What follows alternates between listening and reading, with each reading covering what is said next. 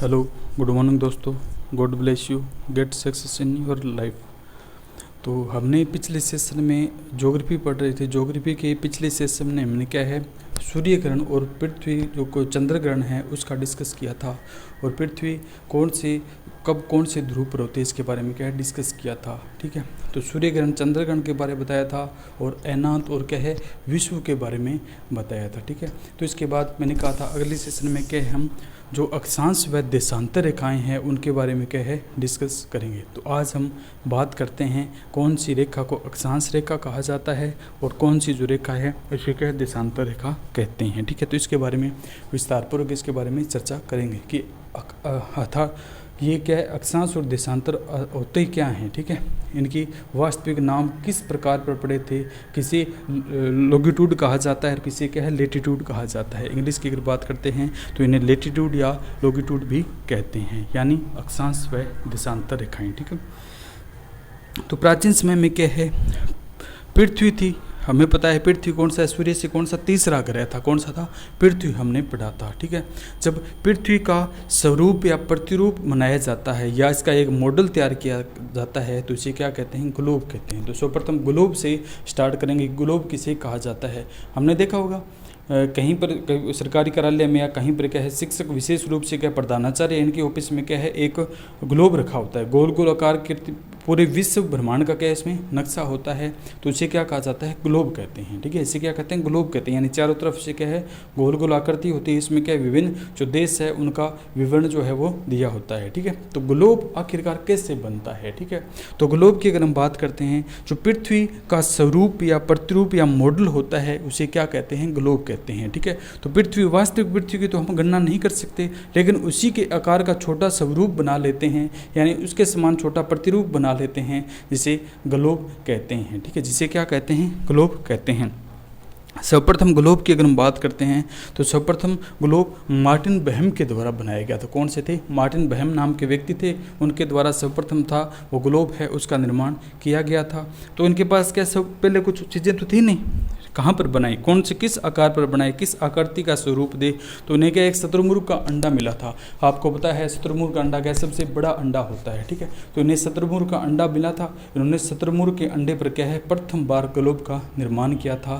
तो वह व्यक्ति कौन है जिसके द्वारा सर्वप्रथम क्या ग्लोब का प्रतिरूप पेश किया, वो कौन से थे, मार्टिन बहम थे। इन्होंने क्या है शतुरमुर्ग अंडे पर क्या है ये ग्लोब का निर्माण किया था। ठीक है, ग्लोब क्या था, एक विशेष प्रकार की क्या थी आकृति थी। एक क्या थी विशेष प्रकार की, किस प्रकार की आकृति थी, गोल थी, वो क्या थी आकृति थी। ठीक है, यानी ग्लोब इनके द्वारा किस रूप से बनाया गया, एक क्या था गोल अंडाकार क्या थी आकृति थी, यानी एक अंडा ही था, यानी क्या था एक क्या था अंडा था।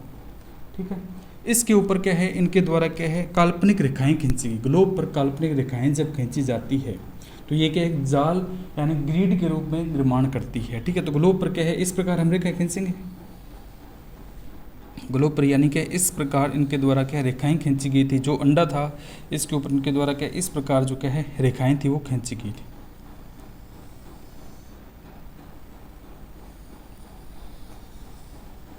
ठीक है, तो ये क्या इनके द्वारा रेखाएं खींची गई थी। ये क्या थी, बीच में एक क्या थी भूमध्य रेखा थी, बीच में क्या थी, मेरे पास लाल मार्क करनी है। ठीक है, लाएंगे तो उसे अलग से दिखाना विशेष हो जाएगा। ठीक है, तो भूमध्य रेखा मैं डॉटेड में दिखा रहा हूँ। ये क्या थी भूमध्य रेखा, यानी बीच की जो रेखा थी उसको क्या है उनके द्वारा डॉटेड के द्वारा दिखाया गया 0 डिग्री यानी भूमध्य रेखा।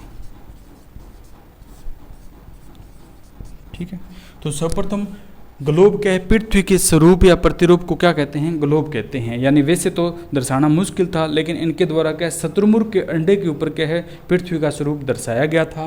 तो सर्वप्रथम ग्लोब मार्टिन बहम ने बनाया था, किस पर बनाया था, शतुरमुर्ग के अंडे पर बनाया था। ठीक है, इस पर क्या है जो अंडा था इसके ऊपर काल्पनिक रेखाएं खींच ली थी। एक तो क्या है इधर से इधर की तरफ, यानी उत्तर से दक्षिण की तरफ और पूर्व से पश्चिम की तरफ इनके द्वारा क्या रेखाएं खींची, पश्चिम से पूर्व की तरफ। ठीक है, तो ये जो रेखाएं थी वो दो प्रकार की थी।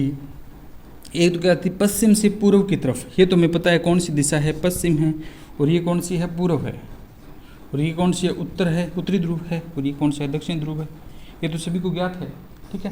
तो यहाँ से ध्यान से समझिएगा, यहीं से क्या अक्षांश और हमारी देशांतर रेखा है वो निकल कर आएगी, और यहीं से क्या है समझ में आएगा कि किस प्रकार इनका जो निर्धारण था वो किया गया था। ठीक है, तो ये प्रतिरूप था, मॉडल था। इसके ऊपर क्या है पश्चिम से पूर्व की ओर रेखाएं खींची गई थी, और क्या है उत्तर से दक्षिण की ओर क्या है रेखाएं खींची गई थी। ठीक है, तो दो प्रकार की रेखाओं का वो क्या है निर्धारण किया गया था, जिसके द्वारा क्या है ये ग्लोब था, ये पूर्ण रूप से बनकर तैयार हुआ था। ठीक है, तो जब क्या है पश्चिम से पूर्व की ओर रेखाएं खींची गई थी, तो यहाँ मैं लिख देता हूँ पश्चिम से पूर्व की ओर रेखा, यानी जब पश्चिम से पूर्व की ओर रेखा खींचा गया था तो इसे क्या कहा गया था, इसे क्या अक्षांश, अक्ष प्लस अंश कहा गया था, यानी अक्ष का अंश है। ये किसका अंश है, अक्ष का अंश है, यानी इसे अक्षांश नाम दिया गया था। इसे क्या दिया गया था, अक्षांश नाम। तो समझिएगा कि पश्चिम से पूर्व की ओर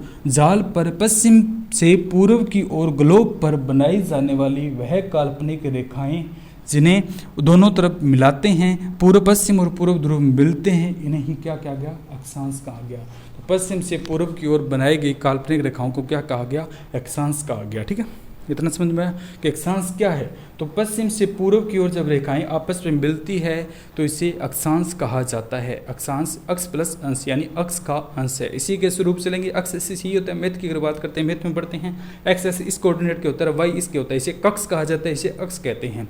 तो जब क्या है पश्चिम से पूर्व की ओर अक्ष के आधार पर रेखाओं को मिलान किया जाता है, उसे ही अक्षांश कहा जाता है। ठीक है, दूसरी मैंने क्या लिखा, देशांतर रेखा। तो देशांतर रेखाएं क्या कौन सी होगी, उत्तर से दक्षिणी ध्रुव को मिलाने वाली रेखा क्या कहलाती है, देशांतर। क्या कहलाती है, देशांतर है। यानी उत्तर से दक्षिणी ध्रुव को जब मिलाया जाएगा तो इसे क्या कहा जाता है, इसे देशांतर कहा जाता है। ठीक है, इसे क्या कहा जाएगा, ये तो क्या थी हमारी अक्षांश है, ये तो क्या थी अक्षांश, और ये इस तरफ जो होगी वो क्या कि देशांतर होगी। जिस प्रकार अक्षांश है उसी प्रकार क्या है वाई कोऑर्डिनेट के अनुसार क्या है देशांतर होगी, ये क्या होगी, देशांतर रेखाएं होंगी। ठीक है, तो आपको समझ में आया होगा कि अक्षांश किसे कहा जाता है और देशांतर किसे कहा जाता है। इस प्रकार यह ग्लोब है, आपने सरकारी ऑफिसों में इनको देखा होगा। ठीक है, छोटे जब पढ़ते थे हम स्कूल में जाते थे तो प्रधानाचार्य के ऑफिस में क्या ये पड़ा हुआ प्रतीत हमें दिखाई देता था। ठीक है, नीचे इसके लगा होता था, ये घूमता रहता। ठीक है, तो ये हमारा क्या है, प्रतिरूप है, यानी ग्लोब है। ठीक है, इसके ऊपर एक तो अक्षांश रेखाएं हैं और दूसरी कौन सी है, देशांतर रेखाएं हैं। अक्ष कोऑर्डिनेट के अनुसार जो रेखाएं हैं उन्हें अक्षांश कहा जाता है, और जो वाई के अनुसार है उसे क्या कहा जाता है, देशांतर कहा जाता है। ठीक है, इतना समझ में आया। तब जब ये क्या अक्ष और क्या है कक्ष दोनों मिलते हैं, यानी अक्षांश और देशांतर जब मिलते हैं, ठीक है, अक्षांश और देशांतर मिलते हैं तो ये क्या बनाती है, जाल या ग्रिड बनाती है। जाल या क्या है, ग्रिड बना लिया इन्होंने। अक्षांश और देशांतर जब दोनों मिलती है, यानी अक्षांश और क्या देशांतर है, ये दोनों रेखाएं जब मिलेगी तो इनके द्वारा क्या है एक जाल बना, ये जाल बना है। ठीक है, जाल बना दिया जाता है, इसे ही ग्लोब कहा जाता है, और ग्लोब या पृथ्वी का प्रतिरूप कहा जाता है। इसमें अक्षांश रेखाएं भी होती हैं और कौन सी होती है, देशांतर रेखाएं भी होती है। ठीक है, तो अब क्या है, हम पहला पॉइंट पढ़ेंगे कि अक्षांश रेखा। ठीक है, अक्षांश रेखा की क्या क्या प्रवृत्ति है और उसका क्या क्या उसके बारे में क्या क्या बताया गया है। ठीक है, तो पहला पॉइंट डाल लेते हैं, अक्षांश रेखाएं। क्या डालते हैं, अक्षांश रेखाएं। तो ग्लोब आपको समझ में आएगा कि बस ग्लोब पर क्या है, काल्पनिक रेखाएं होती है। ठीक है, काल्पनिक रेखाएं आपस में जब मिलती है तो उनके द्वारा जाल या ग्रिड बनाती है, जिसके द्वारा क्या है एक प्रतिरूप का निर्माण होता है, जिसे पृथ्वी का स्वरूप या प्रतिरूप कहते हैं, और इसे ही ग्लोब कहा गया था। मार्टिन बहम के द्वारा सर्वप्रथम इसे दर्शाया गया था। ठीक है, तो पहला डालते हैं अक्षांश रेखा। अक्षांश रेखा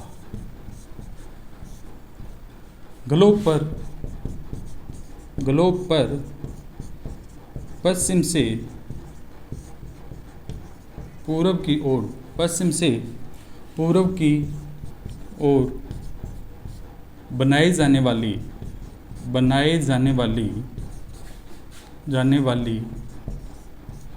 काल्पनिक रेखाओं को अक्षांश कहते हैं। अक्षांश कहते हैं। अब देखिए बीच में क्या है, भूमध्य रेखा है, इधर भी क्या है इसकी अक्षांश रेखा है और नीचे भी क्या है अक्षांश रेखाएं हैं, ठीक है। तो हम जानते हैं कि उत्तरी ध्रुव और क्या दक्षिण ध्रुव है, भूमध्य रेखा है वो इनको क्या दो भागों में बांटती है, एक तो क्या उत्तरी अक्षांश है, क्या दक्षिणी अक्षांश है, ठीक है। तो दो भागों में बांटती है, हमें पता है इधर भी ध्रुव है इधर भी ध्रुव है, ठीक है। तो इधर भी क्या है 90 लाइनें होगी, इस प्रकार के 90 डिग्री अक्षांश होगा, ये क्या पर है 90 डिग्री अक्षांश, यानी इधर भी 90 बनेंगे और दूसरी तरफ की अगर दक्षिणी की बात करते हैं इधर भी क्या 90 डिग्री अक्षांश होंगे, यानी 90 अक्षांश इधर है 90 अक्षांश इधर है, ठीक है। दक्षिण ध्रुव में जाएंगे तब भी क्या है हमें 90 पॉइंट चलना पड़ेगा, ये बताएंगे आपको 0 से लेकर 90 डिग्री तक क्या है उप ध्रुवीय तक जाते हैं, ठीक है। ये अभी चर्चा करेंगे थोड़ी देर में। पेटियों में है शीतोष्ण उष्ण कटिबंधीय पेटियां हैं, शीतोष्ण कटिबंधीय पेटियां हैं, कौन सी पेटी से धारा जो नीचे की तरफ बहती है, कौन सी पेटी से धारा ऊपर की तरफ बहती है, ठीक है। किसको तापजन्य पेटी कहते हैं, किसी को क्या है गतिजन्य पेटी कहते हैं, इसके बारे में चर्चा करेंगे। तो सर्वप्रथम हम देख लेते हैं भूमध्य रेखा है 0 डिग्री, इसके उत्तर में भी क्या 90 डिग्री अक्षांश होते हैं, दक्षिण में क्या है 90 डिग्री अक्षांश होते हैं। तो पूछेगा कुल अक्षांश कितने हैं, कुल अक्षांश के बताइए, ठीक है। तो कुल अक्षांश कितने होते हैं, कुल अक्षांश की अगर बात करता है तो वो कितने बनते हैं, यानी 90 इधर है 90 इधर है और एक क्या है बीच में है, तो बताइए कि कुल अक्षांश कितने हैं, ठीक है। तो 90 तो इधर हो गए 90 इधर हो गए, कुल अक्षांश की अगर वो बात करता है वो कितने हो गए 90 प्लस 90 180 प्लस 1 ही हो गया, यानी 81 है, ठीक है। 90 तो ये हो गया उत्तरी अक्षांश प्लस 90 कौन से हो गए दक्षिणी अक्षांश और प्लस क्या 1 तो 0 डिग्री भूमध्य अक्षांश है, ठीक है, भूमध्य अक्षांश है। इस प्रकार कुल अक्षांश कितने हो गए हमारे, कुल अक्षांश की अगर बात करेगा वो कुल अक्षांश कितने हैं 181 है, 90 प्लस 0 डिग्री एक इसमें जुड़ेगा तो कुल अक्षांश कितने हो जाएंगे हमारे 181। इस पर गौर कीजिएगा कि कुल अक्षांशों की संख्याएं कितनी हैं, कुल अक्षांश कितने होंगे 181 होंगे, क्यों 90 उत्तरी ध्रुव के अक्षांश होंगे और 90 जो क्या है दक्षिणी ध्रुव के अक्षांश होंगे और एक जो क्या है बीच में होता है 0 डिग्री जो भूमध्य रेखा का अक्षांश होता है उसको बीच में शामिल किया जाता है। तो वर्तमान में या जो कुल अक्षांश है उनकी संख्या कितनी है 181 है, ठीक है। अब एक यहीं से प्रश्न और बनाता है कि कुल अक्षांश रेखाएं बताइए या अक्षांश वृत्त बताइए, यानी वृत्त कितने बनेंगे और अक्षांश रेखाएं कितनी बनेंगी, ठीक है। तो इसमें एक ही लिख देते हैं कि कुल अक्षांश रेखाएं व कुल अक्षांश वृत्त, कुल अक्षांश रेखाएं व कुल अक्षांश वृत्त बताइए, ठीक है। तो हमने कुल अक्षांश की एक बात की है वो कितने 181 है, यानी 181 है, जबकि अगर हम अक्षांश वृत्त या अक्षांश रेखाओं की अगर हम बात करते हैं तो वो कितने हैं 179 है, कितने हैं 179 है। ऐसा क्यों हुआ, कम क्यों हुए, 181 थे तो ये कम क्यों हुए, कितने कम हो गए 2 कम हो गए, ठीक है। 180 और 81 है, ठीक है, तो 179 रहेगी, कम क्यों हुए, इसका कारण क्या है, इसका रीज़न बताइए, ठीक है। तो इसकी अगर हम बात करते हैं तो सोचिए दिमाग लगाइए कि ऐसा क्या हुआ कि ये क्या है कम हो गए, ठीक है, अक्षांश जो वृत्त है वो कम हो गए, ठीक है। तो ऐसा इसलिए हुआ क्योंकि अक्षांश वृत्त या अक्षांश रेखाओं की अगर हम बात करते हैं तो वो कितने 179 हैं। हमने देखा यहाँ पर है, यहाँ पर ये होगा तो कहीं ना कहीं इस प्रकार का वृत्त बनाएगा, अक्षांश वृत्त हो गई, यहाँ पर भी क्या ये दोनों तरफ होगा तो अक्षांश वृत्त बनाएगा, चारों तरफ वृत्त बनाएगा। लेकिन क्या यहाँ ध्रुवीय पेटी आगे इसके आगे इधर नहीं जाएगा, केवल और केवल क्या इतना निर्माण करेगा, यानी ध्रुवों पर केवल यहाँ और ऐसे दिखाई देगा, यानी पूरा वृत्त नहीं बनाएगा। इसलिए जो क्या है अक्षांश वृत्त या अक्षांश जो रेखाएं हैं उनकी संख्या कितनी है 179 है, ठीक है। तो अक्षांश किसे कहा जाता है, पश्चिम से पूर्व की ओर बनाई जाने वाली काल्पनिक रेखाओं को अक्षांश रेखा कहा जाता है। इनकी जो कुल संख्या है वो 181 है, 90 इधर 90 उत्तरी में है, 90 दक्षिण में है, एक बीच की भूमध्य रेखा है। अक्षांश वृत्त या रेखाओं की अगर वो बात करता है तो कितनी है 179 है, कितनी है 179 है, जबकि अक्षांश कुल कितने हैं 181 है, ठीक है। इतने समझ में आया, इतना समझ में आया। अब क्या है अक्षांशों के बीच की दूरी कितनी होती है, 2 अक्षांश है और ये है, ठीक है। तो 2 जो अक्षांश हैं उनके बीच की दूरी कितना है, ठीक है। केवल और केवल मैं यहाँ पर क्या एक बार अक्षांश बना लेता हूँ जिससे आपको थोड़ा ज़्यादा समझ में आएगा, ठीक है। तो ये जाल बन गया तो इससे आपको समझ में नहीं आएगा, देशांतर बीच में आ गए ना। तो हम बात करते हैं कि ये क्या है हमारा ग्लोब है, इसके ऊपर ये क्या अक्षांश रेखाएँ हैं, ये क्या है अक्षांश रेखाएँ हैं, ठीक है। ये हमारी क्या अक्षांश रेखा है, यहाँ पर 0 में कौन सी क्या 0 डिग्री भूमध्य रेखा है, यहाँ कहीं ना कहीं। तो 2 अक्षांशों के बीच की दूरी कितनी होती है, ये प्रश्न पूछा जाता है कि 2 अक्षांशों के बीच की दूरी कितनी होती है 111 किलोमीटर होती है। 2 कोई भी अक्षांश ले लो तो उनके बीच की दूरी कितनी है, 2 अक्षांशों के बीच की दूरी 111 किलोमीटर होती है। कितनी होती है? 111 किलोमीटर। थोड़ा सी लिखावट का प्रभाव होगा, थोड़ा बोर्ड काला दिख रहा है, ठीक है, चेंज करेंगे थोड़े दिन में, ठीक है, इसमें कुछ परिवर्तन करेंगे। तो अभी आप देखिए कि दो जो अक्षांश है, कोई भी अक्षांश ले लीजिए, उत्तरी दक्षिणी कोई भी अक्षांश ले लीजिए, ये ले लीजिए, इसे ऊपर वाला नीचे वाला कहीं भी ले लीजिए, तो दो अक्षांश है उनके बीच की दूरी हमेशा क्या है, कितनी रहती है? 111 क्या रहेगी? किलोमीटर रहती है। दो अक्षांशों के बीच की दूरी कितनी है? 111 किलोमीटर रहती है, ठीक है, इतना समझ में है। अब क्या है, सबसे बड़ा वो पूछेगा सबसे बड़ा अक्षांश वृत्त कौन सा होता है, यानी सबसे बड़ा वृत्त कौन से पे बनेगा, तो सबसे अब बड़ा वृत्त की अगर बात करते हैं तो 0 डिग्री है। यहाँ पर सबसे बड़ा वृत्त देखने को मिला है। इससे जैसे जैसे ध्रुवों की ओर जाते हैं वृत्त की क्या है, शेप छोटी होती जाती है, और क्या है, यहाँ 0 डिग्री है, यहाँ 15 डिग्री है, 30 डिग्री है, इससे क्या कोण का मान बढ़ता जाता है, लेकिन वृत्तों की संख्या क्या होती है? छोटी होती जाती है। तो यहाँ पर लिख लेते हैं कि सबसे बड़ा वृत्त कौन सा है? सबसे बड़ा वृत्त 0 डिग्री का है, ठीक है। तो सबसे बड़ा वृत्त यहाँ बनेगा। जैसे जैसे क्या है, भूमध्य रेखा से ऊपर की ओर जाते जाते हैं तो वृत्त की क्या है, जो गोलाई है वो कम होती जाती है, और जो कोण का मान है वो बढ़ता जाता है। जैसे 0 डिग्री है, 15 डिग्री है, 30 डिग्री है, 45 डिग्री है, ऐसे जो क्या है जो अक्षांश रेखाएं उनका मान बढ़ता जाएगा, लेकिन कोण का मान क्या है, जो सबसे बड़ा जो कोण होता है वो कितना होता है? भूमध्य रेखा पर बनता है, ठीक है। सबसे बड़ा जो कोण होता है वो कौन सा होता है? भूमध्य रेखा पर होता है, ठीक है। सबसे बड़ा अक्षांश वृत्त 0 डिग्री अक्षांश का होता है। सबसे बड़ा जो अक्षांश वृत्त होता है वो यहीं पर बनता है। इसे ऊपर जाएंगे तो वृत्तों का मान क्या है? घटता जाएगा, वृत्त छोटा होता जाएगा, लेकिन कोण का मान क्या है? बढ़ता जाएगा। कोण 0 डिग्री, 15 डिग्री, 30 डिग्री से कोण का मान बढ़ता जाएगा और वृत्त क्या सबसे छोटा होता जाएगा, ठीक है।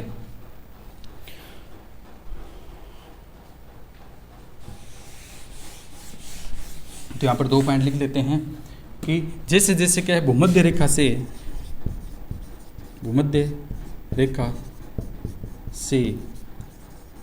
ध्रुवों की तरफ जाते हैं,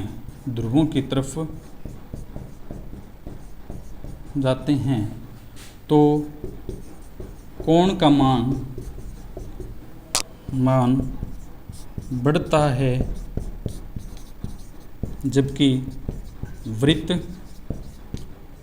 का माप छोटा होता जाता है,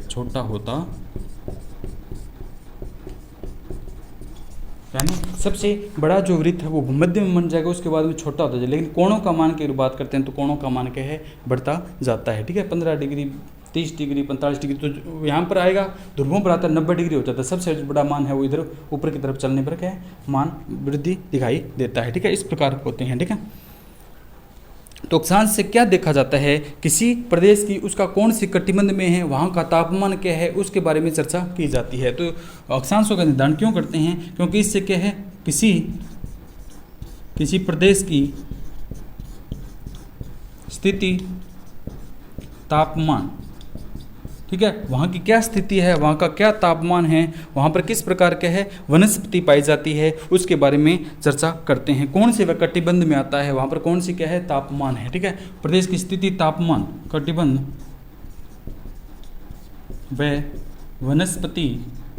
वनस्पति के बारे में ज्ञात किया जाता है, ठीक है। यानी अक्षांश है तो अक्षांश में देख लेंगे। जैसे क्या है, भारत की अगर हम बात करते हैं तो वैसे तो मैं नहीं पता भारत में क्या है, लेकिन भारत के 8 डिग्री 4 मिनट उत्तरी अक्षांश से लेकर क्या है 37 डिग्री 8 डिग्री 4 मिनट से लेकर क्या 37 डिग्री 6 मिनट उत्तरी अक्षांश में है, ठीक है। भारत के 8 डिग्री 4 मिनट से लेकर क्या है 37 डिग्री 6 मिनट में है। तो इसके बीच में हम देख लेंगे कि यहाँ पर क्या किस प्रकार का तापमान, देखते हैं भारत की जलवायु कैसी है, भारत का तापमान किस प्रकार का है, वो क्या है इसी अक्षांशों के द्वारा क्या निर्धारण है वो किया जाता है, ठीक है। तो किसी प्रदेश की स्थिति, तापमान, कटिबंध व वनस्पति के बारे में ज्ञात किया जाता है, वो किसके द्वारा? अक्षांशों के द्वारा किया जाता है, ठीक है। अब क्या है, भूमध्य रेखा की आद्य वाली अक्षांश रेखा कितने पर बनती है, ये प्रश्न भी पूछ लिया जाता है। तो भूमध्य रेखा पर अक्षांश रेखा बनती है, उसकी आद्य वाली 60 डिग्री पर बनती है। भूमध्य रेखा के आद्य वाली अक्षांश रेखा 60 डिग्री पर बनती है, ठीक है। तो इसकी आधी रेखा की बात करते हैं 60 डिग्री बनती है, और चौथाई वाली की बात करते हैं वो कहाँ पर बनती है? 75 डिग्री पर बनती है, ठीक है। कहाँ पर बनती है? चौथाई वाली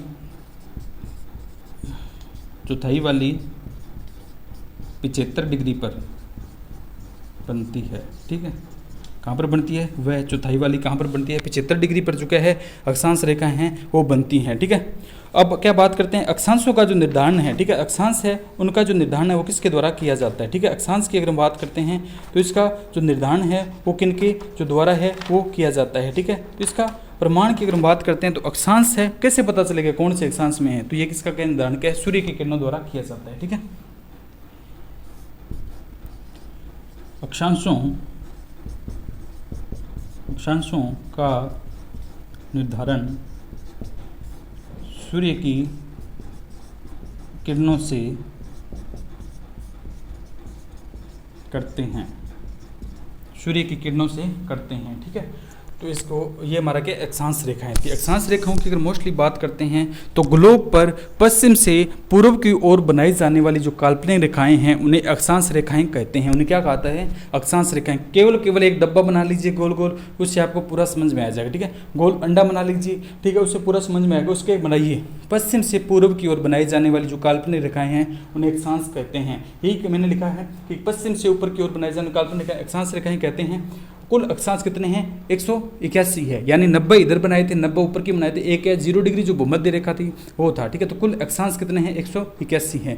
कुल अक्षांश वृत्त या रेखाओं की अगर हम बात करते हैं वो 179 थी। क्यों, क्योंकि जो केंद्र वाले दोनों ध्रुवों की है उनको हटा दिया गया था, तो उनकी संख्या कितनी रहेगी, 179 है। कुल अक्षांश रेखाएं 179 है, ये लिखा है मैंने। इसके बाद दो अक्षांशों के बीच की दूरी कितनी है, 111 किलोमीटर है। दो अक्षांश है यानी बीच में हमने देखा था पट्टी बन रही थी, उनके बीच में कोई सा भी ले लो, उनके बीच में क्या समांतर रहेगी, 111 किलोमीटर रहती है दूरी जो होती है। सबसे बड़ा जो वृत्त है वो 0 डिग्री का होता है, 0 डिग्री पर सबसे बड़ा वृत्त बनता है। यानी जब ग्लोब का निर्धारण करेंगे तो उसमें क्या सबसे जो बड़ा वृत्त है वो कहाँ पर बना, भूमध्य रेखा पर बना। इससे जैसे जैसे ध्रुवों की ओर जाते जाते हैं वृत्त का मान तो क्या है घटता जाता है, लेकिन कोण का मान क्या है बढ़ता जाता है। ठीक है, भूमध्य रेखा से ध्रुवों की तरफ जाते हैं तो कोण का मान बढ़ता है, कोण का वही 15, पहले 15 डिग्री आएगा, फिर 30 डिग्री, फिर तीसरी रेखा 45 की आएगी, 15 15 30 45 60 ऐसे क्या बढ़ता जाए, कोण का मान बढ़ता जाता है, जबकि वृत्त का माप छोटा हो जाता है। सबसे बड़ा वृत्त केंद्र पर बनाता है, इससे जैसे जैसे ऊपर की या नीचे की तरफ जाएंगे तो क्या है वृत्त छोटा होता जाएगा। किसी प्रदेश की, हाँ अब अक्षांशों का निर्धारण क्यों किया जाता है, तो कोई कहे प्रदेश है उसकी स्थिति, उसका तापमान, वो कौन से कटिबंध में है, वहाँ कौन सी वनस्पति पाई जाती है, उसका निर्धारण करने के लिए क्या है इनका जो निर्धारण है वो किया जाता है। जैसे भारत है 8 डिग्री 4 मिनट से लेकर 37 डिग्री 6 मिनट उत्तरी अक्षांश में है, तो इसका क्या है इसमें देख लिया जाता है कि भारत की जलवायु किस प्रकार की है, कौन सा कटिबंध है, कौन कौन से जीव जंतु पाए जाते हैं, कौन कौन से पेड़ पौधे पाए जाते हैं। इसी अगर अक्षांशों का ही हमें पता ना हो तो हम कहाँ निर्धारण करेंगे। ठीक है, हमें पता ही नहीं है भारत कौन कौन से दो कटिबंधों के बीच कौन कौन से अक्षांश रेखाएं उनके बीच में आता है। ठीक है, अगर पता होगा, हमें पता है तो इनके बीच में निर्धारण कर लेते हैं। अगर पता ही नहीं है अक्षांश कौन कौन सी है क्या है उसमें, तो हम कैसे इसका निर्धारण करेंगे कि भारत की तापमान कितना है, कितना इसका अधिकतम तापमान होता है, कितना न्यूनतम होता है, कौन कौन सी वनस्पति है, पलाश के पेड़ कहाँ पाए जाते हैं, खिचड़ी कहाँ पर होता है। ठीक है, ये निर्धारण नहीं कर पाते हैं। तो भूमध्य रेखा है बीच में बनती है, उसकी आधी वाली रेखा कहाँ पर बनती है, जो 60 डिग्री का कोण आता है उसके मध्य में बनती है। ठीक है, जैसे छोटा सा बना लेते हैं, ये तो क्या है भूमध्य रेखा है, इसके आधे में यानी बीच में कहाँ पर 60 डिग्री पर जाएंगे तो उसकी क्या आधे वाली रेखा बनती है। जब 75 पर आते हैं तो उसका क्या चौथाई यानी ये चौथा हिस्सा रह जाता है। भूमध्य रेखा इसका क्या है जो ग्लोब का चौथा हिस्सा रह जाता है, छोटा सा। ठीक है, ये छोटा सा रह जाता है। ठीक है, तो इससे होता है वही चौथाई वाली 75 डिग्री। अक्षांशों का निर्धारण सूर्य की किरणों से होता है। अब कौन सा अक्षांश कौन सा है, सूर्य जैसे निकलेगा तो इसे निर्धारण करेंगे सूर्य कितनी डिग्री पर पड़ा है, 75 पर पड़ा है, यहाँ कौन सा अक्षांश है 8 डिग्री पर पड़ा है, कौन सा अक्षांश है, और 15 पर पड़ा है, कौन सा अक्षांश है। तो सूर्य की किरणें जैसे पड़ती है उन्हीं के द्वारा जो अक्षांशों का निर्धारण किया गया है। ठीक है, जैसे भारत कौन से अक्षांश में है तो सूर्य की किरणें यहाँ पर इतने पड़ती है, तो यहाँ से लेकर यहाँ तक जब किरणें पड़ती है तो भारत में चमकता है, तो भारत कौन सा है इस अक्षांश में आता है। ठीक है, तो इस प्रकार ये क्या था हमारा अक्षांश था। ठीक है, ऐसा सभी को समझ में आएगा। अब इसके बाद दूसरा बात करते हैं देशांतर रेखाएं। ठीक है, दूसरी बात करते हैं कौन सी है, देशांतर रेखाएं हैं। ठीक है, तो यही है ग्लोब पर क्या है, अब क्या है, ये तो क्या है पश्चिम से पूर्व की तरफ थी, और अब हम बात करेंगे तो वो कौन सी आती है, उत्तर से दक्षिण की ओर बनाई जाने वाली जो काल्पनिक रेखाएं हैं उन्हें क्या कहा जाता है। तो ग्लोब पर उत्तर से दक्षिण की ओर बनाई जाने वाली जो काल्पनिक रेखाएं हैं उन्हें हम क्या कहते हैं, देशांतर रेखाएं कहते हैं। ठीक है, क्या कहते हैं, देशांतर रेखाएं हैं। ठीक है, रट्टा नहीं मारना, आराम से समझना है कि क्या था अक्षांश किस प्रकार निर्धारण किया गया था, क्या इसका जो सिद्धांत था उसके आधार पर क्या अक्षांशों का निर्धारण किया गया था, कौन सा कोण है जिसके द्वारा क्या अक्षांश बनाए गए। ठीक है, तो सूर्य के द्वारा मोस्टली जहाँ चमकता है वो अक्षांश निर्धारण कर दिए गए थे। दूसरी बात करते हैं क्या है देशांतर, क्या है देशांतर रेखा या इसे यामनोत्तर रेखा भी कहा जाता है, इनके अलग भी नाम है। अक्षांश रेखा को बताऊंगा, ठीक है, बाद में बताऊंगा, ये पूरा करा दूं, ठीक है। देशांतर रेखा है, इसे यामनोत्तर रेखा भी कहा जाता है या मध्य महारेखा भी कहते हैं, ठीक है। इसे देशांतर रेखा ये लिख लीजिए आप, याम्योत्तर रेखा, याम्योत्तर रेखा, याम्योत्तर रेखा, और क्या मध्यना रेखा, यानी बीच में आती है, इसे देशांतर रेखा कहा जाता है। तो वही ग्लोब बनाएंगे, ग्लोब पर क्या है, उत्तर से, अब क्या हम बना लेंगे, तो उत्तर से दक्षिण की ओर बनाए जाने वाली जो काल्पनिक रेखाएं हैं उन्हें क्या कहा जाता है, वही है, उत्तर से दक्षिण की ओर बनाई जाने वाली जो काल्पनिक रेखाएं उन्हें क्या कहा जाता है, देशांतर कहा जाता है, ठीक है। उत्तर से दक्षिण की ओर को क्या काल्पनिक रेखाएं क्या कहलाता है, देशांतर रेखाएं। उत्तर से दक्षिण की ओर काल्पनिक रेखाएं, ये हो गया पहला पॉइंट, तो ठीक है। उत्तर से दक्षिण की ओर काल्पनिक रेखाओं को क्या कहा जाता है, क्या कहा जाता है, देशांतर कहा जाता है, ठीक है। बीच में वो ले लो, बीच में डॉटेड से दर्शाते थे, बीच की होती है। तो ये क्या है, जो देशांतर रेखा है वो क्या ग्लोब को दो भागों में बांटते हैं, एक तो क्या पूर्वी देशांतर, एक क्या पश्चिम देशांतर है, ठीक है। उसी में कितने थे, उसमें कितने कुल देशांतर थे, कुल देशांतर अक्षांश कितने थे, तो 180 थे, 181 थे कुल की अगर बात करते हैं। एक 0 डिग्री का था, उसमें कितने देशांतर है ये पूछेगा आपको। एक तो क्या 0 डिग्री है और इसके इतने इधर भी होंगे इधर भी होंगे, इसमें क्या है ज़्यादा होंगे। इसमें अगर बात करते हैं तो 180 इधर होते हैं और 180 क्या है उधर होते हैं, यानी 360 क्या है देशांतर है। कुल देशांतरों की अगर हम बात करते हैं तो क्या है 180, तो क्या है इधर वाले, इसमें 180 होंगे और 180 क्या है इधर वाले, यानी 180 पूर्वी देशांतर और 180 क्या है पश्चिमी देशांतर होंगे। तो वो आपसे पूछेगा कि कुल देशांतरों की संख्या बताइए, ठीक है। तो कुल देशांतर कितने होंगे, इसमें कितने होंगे 360 होंगे, याद रखना इसमें क्या है 360 होंगे। कुल देशांतर कितने हैं 360 मान लिए जाते हैं, ठीक है। उसमें तो वृत्त बन रहे थे इसलिए क्या है 179 हुए थे, लेकिन इसमें क्या है सीधे ही बन रहे हैं। तो इसमें कितने हैं कुल देशांतर कितने हैं 360 है, 180 प्लस 180 है, ठीक है। 180 पूर्व में होते हैं, 180 क्या है पश्चिम में होते हैं। इसमें क्या है दो देशांतरों के बीच की दूरी कितनी है 111.32 होती है, दो देशांतरों के बीच की दूरी, ठीक है।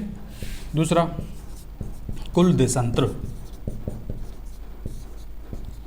300, यानी 180 पूर्वी प्लस 180 पश्चिमी, यानी 180 इधर होंगे 180 उधर होंगे, यानी 360 होंगे, 360 होंगे। तीसरा अगर हम बात करते हैं दो देशांतरों के बीच की दूरी, दो देशांतरों के बीच की दूरी 111.32 होती है। इसकी कितनी थी 111 पॉइंट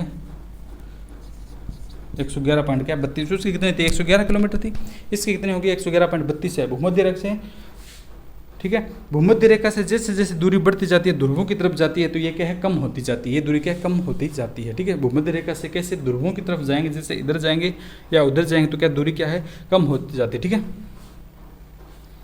तो उसमें तो क्या सभी की समान थी, इसकी उसमें तो क्या सभी की समान थी। इसकी बात करते हैं तो दो देशांतरों के बीच 111.32 है। जैसे ही भूमध्य रेखा से ध्रुवों की ओर प्रस्थान करते हैं तो क्या दूरी कम होती जाती हैं। भूमध्य रेखा से ध्रुवों की तरफ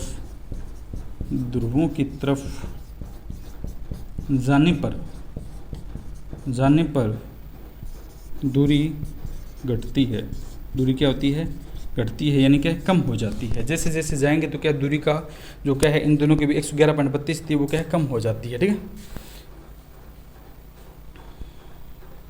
ठीक है, तो अब हम बात करते हैं कि सभी जो देशांतर हैं उनकी क्या लंबाई समान होती है कि नहीं। तो सभी जो देशांतर आपने देखा कि सभी की क्या है लंबाई क्या है समान है, ठीक है। सभी देशांतरों की लंबाई क्या है समान होती है, सभी देशांतरों की लंबाई समान होती है, ठीक है। तो सभी जो अगर बात करते हैं देशांतर उनकी जो लंबाइयाँ हैं वो क्या है समान होती है। और सभी जो देशांतर है पृथ्वी को दो भाग में बांटेंगे, एक तो क्या है पूर्वी देशांतर है, क्या पश्चिमी देशांतर है, ठीक है। तो इन्हीं के रूप क्या है समय का निर्धारण किया जाता है। और कौन से, तो एक GMT है यानी मानक समय है, एक मानक समय का क्या है निर्धारण करते हैं। और दूसरा अगर बात करते हैं तो एक कौन सा स्टैंडर्ड इंडियन स्टैंडर्ड लाइन है, ठीक है, उसकी बात करते हैं। तो देशांतर आपको समझ में आएगा। इसके बाद में हम करेंगे मानक समय किस प्रकार माना जाता है। तो देशांतर रेखा यामनोत्तर रेखा या मध्यमा रेखा कहा जाता है। उत्तर से दक्षिण की ओर बनाई जाने वाली काल्पनिक रेखाएं हैं। तो कुल देशांतर 180 प्लस 180 360 है। दो देशांतरों के बीच की दूरी कितनी 111.32 है। लेकिन जैसे जैसे ध्रुवों की तरफ प्रस्थान करते हैं तो ये दूरी क्या कम होती जाती है, ठीक है।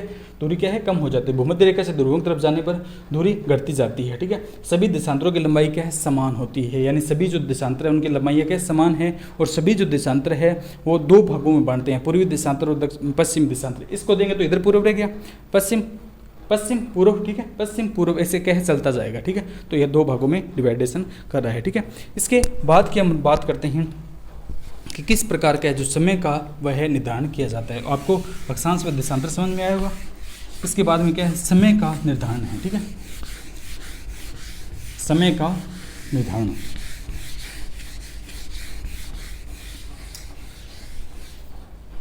समय का क्या है, निर्धारण है, ठीक है। तो ये देशांतर रेखाएं होती है, ये क्या होती है, देशांतर रेखाएं होती है। अब बात करते हैं हम समय का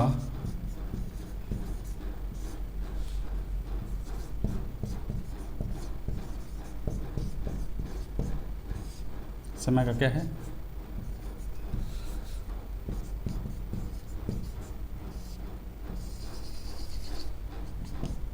समय का निर्धारण। हमें पता है पृथ्वी जो है वो अपने ध्रुव पर यानी अक्ष पर कितने टाइम में चक्कर लगाती है, 24 घंटे में। क्या है, पृथ्वी 23 घंटे 56 मिनट या 4 सेकंड में या 24 घंटे मान लिया जाता है। तो पृथ्वी 24 घंटे में एक चक्कर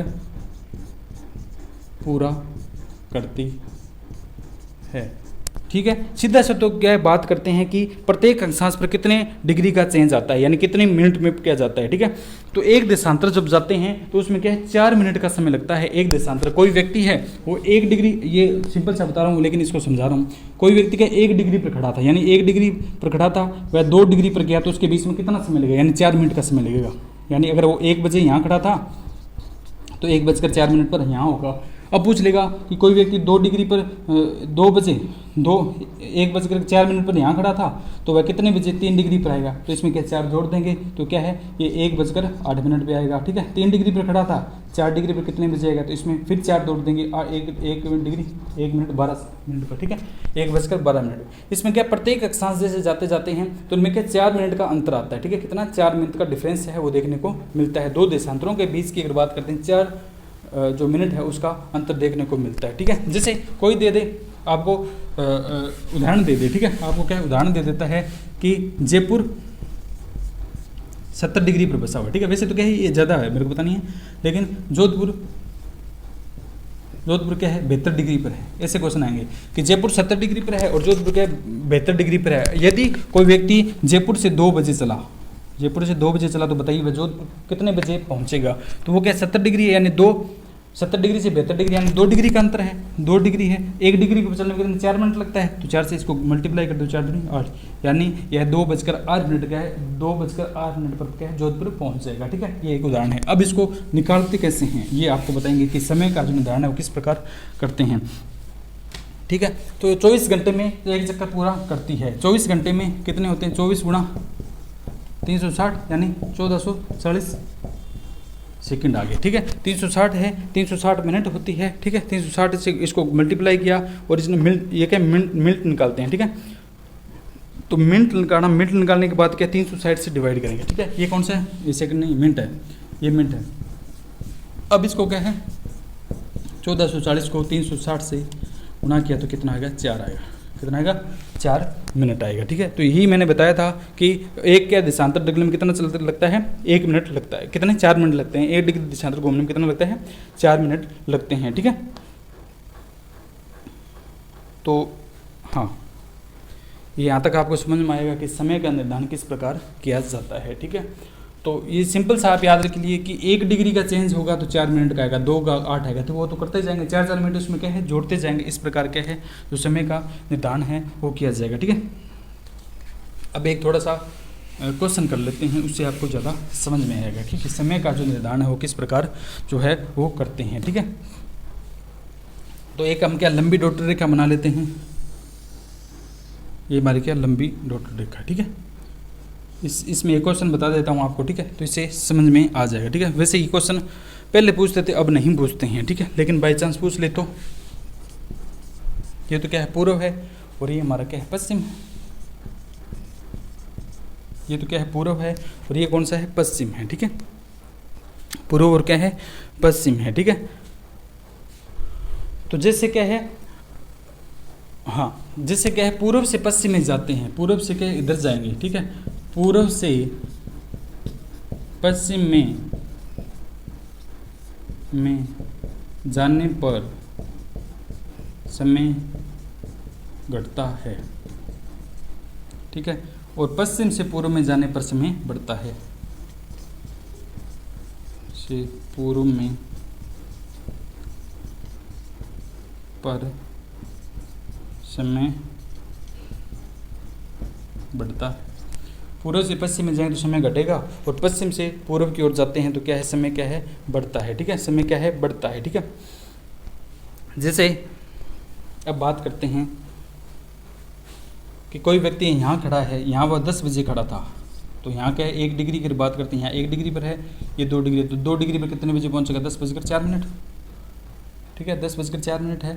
और 3 की बात करते हैं, 10:04 में से और जोड़ देंगे 8, 10, 4, 8, 4 पर पहुँचेगा तो कितने, 10:12, 5 पर पहुँचेगा तो 10:16, और 6 पर पहुँचेगा 10:20, ठीक है।